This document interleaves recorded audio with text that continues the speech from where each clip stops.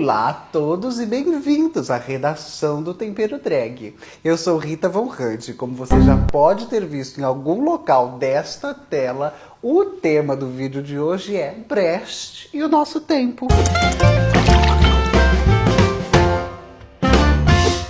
Bom, dia 3 de agosto deste ano agora, eu estive na célula Estevam Messaros do PCB, do Partido Comunista Brasileiro, para um evento de literatura e marxismo. Meninas, eis que já passou um mês desse encontro. Uma das nossas discussões sobre literatura e marxismo não sai da minha cabeça. Para quem não sabe, o Brecht era um pensador, crítico, político e dramaturgo que foi perseguido pela ascensão dos regimes nazifascistas na Europa durante a Segunda Guerra Mundial, se exilou na América e lá produziu uma parte assim expressiva do trabalho dele. Talvez vocês conheçam Brecht do Círculo de Giz Caucasiano, a Ópera dos Três Vinténs, Os Fuzis da Senhora Carrár. E se você não conhecer, eu estou deixando esses nomes aqui, não é à toa. Brecht foi um lutador ativo contra a ascensão do fascismo. E ele chegou a uma conclusão que o Umberto Eco também chegou nesse livretinho da luta contra o fascismo, de que de muito pouco adianta que a gente tente combater o fascismo como uma expressão formal de um conteúdo de ódio,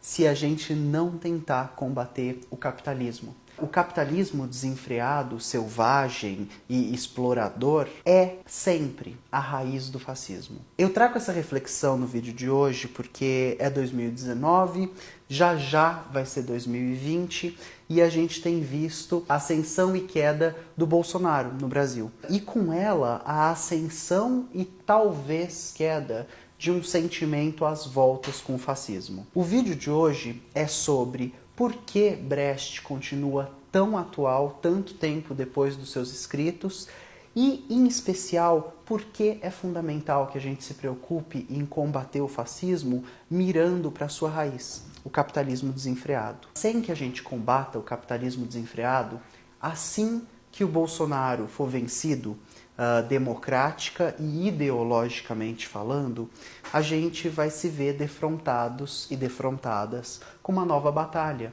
contra o João Dória, ou o Partido Novo, ou o Alexandre e etc. Os ovos da serpente, que são um termo da crítica para descrever essa reminiscência de um sentimento nazifascista, proto-fascista, proto-nazista ou neonazista e neofascista, esses ovos sempre eclodirão se a gente não refrear e reformular, mas se Marx quiser superar o capitalismo. O capitalismo, ele engendra as suas próprias crises.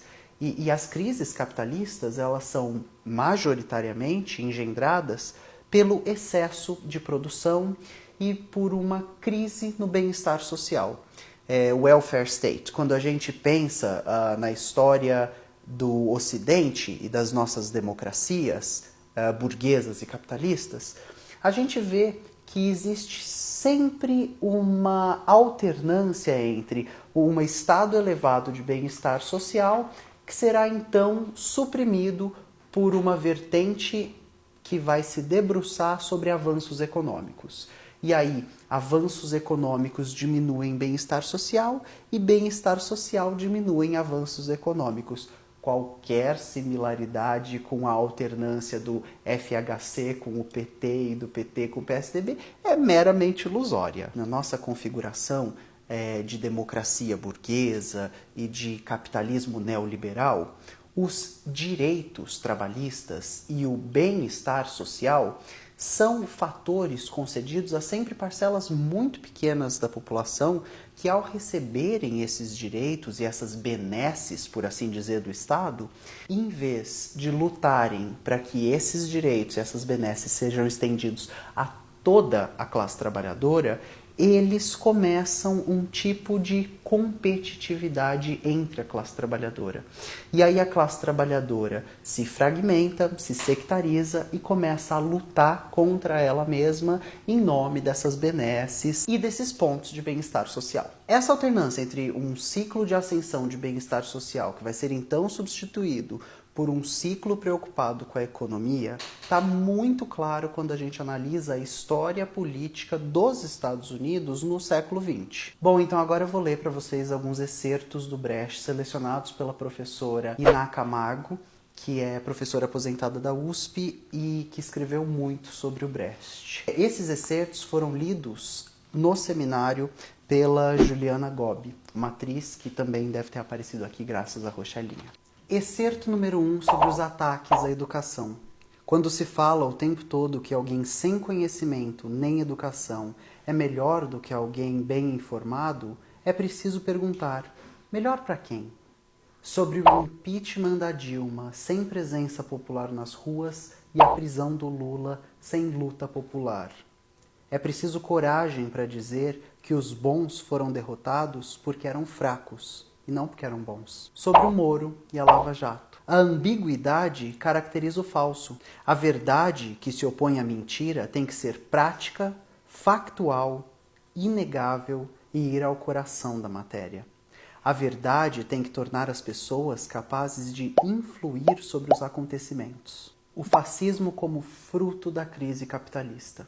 O fascismo é a forma mais crua, mais descarada, mais opressiva e fraudulenta do capitalismo.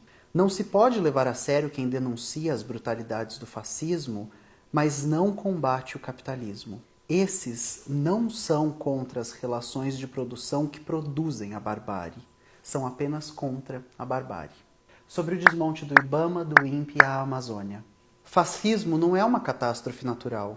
É preciso tratar de verdades práticas, produzir conhecimento sobre como evitar uma catástrofe, inclusive a natural, e mostrar que se pode resistir mesmo nas condições mais terríveis. Sobre fake news. É preciso escrever a verdade e dirigi-la a quem é capaz de fazer uso dela. A verdade é guerreira. Ela não luta só contra a falsidade, mas também contra as pessoas que disseminam a falsidade. Sobre as manchetes da mídia marrom. É preciso saber usar as palavras, seguir o exemplo de Confúcio, que em lugar de escrever fulano foi morto, escreveu fulano foi assassinado. Que em lugar de escrever o tirano foi morto, escreveu o tirano foi executado. Outros mestres dessa tática foram Thomas More, Jonathan Swift, Voltaire, Lenin, Lucrécio. É preciso retirar o misticismo preguiçoso das palavras, chamar as coisas pelos seus verdadeiros nomes. Sobre os cortes de bolsas de pesquisa no Brasil. A propaganda a favor do pensamento é sempre útil na causa dos oprimidos. O pensamento é desqualificado em regimes que servem à exploração. Tudo que é útil aos oprimidos é desqualificado. Sob os governos fascistas, pensar é desqualificado como ordinário. Sobre o revisionismo histórico. Um modo de pensar que dá ênfase ao transitório é um bom meio de encorajar os oprimidos. O pensamento deve dar destaque às contradições e ao modo como elas se desenvolvem. Sobre um novo obscurantismo, uniões perigosas entre Estado laico e religião, e sobre um guru, astrólogo. Governos que não querem ver exposto o seu papel na produção da miséria falam muito em destino. Bom, eu trouxe aqui 10 citações do Brecht, que você vai encontrar mais 9 aqui na descrição desse vídeo. Eu peço que você faça reverberar as palavras desse pensador fundamental, que ajudou e nos ajuda sempre a desnudar um sistema de exploração, opressão e desvalidação de humanidade. Mais uma vez, é importante que a gente esteja junto no combate do fascismo e ainda mais importante que a gente entenda que o fascismo se promulga e se perpetua através do capitalismo. A nossa luta é sempre contra um inimigo maior. Bom, é isso. Um beijinho, até semana que vem. Tchau!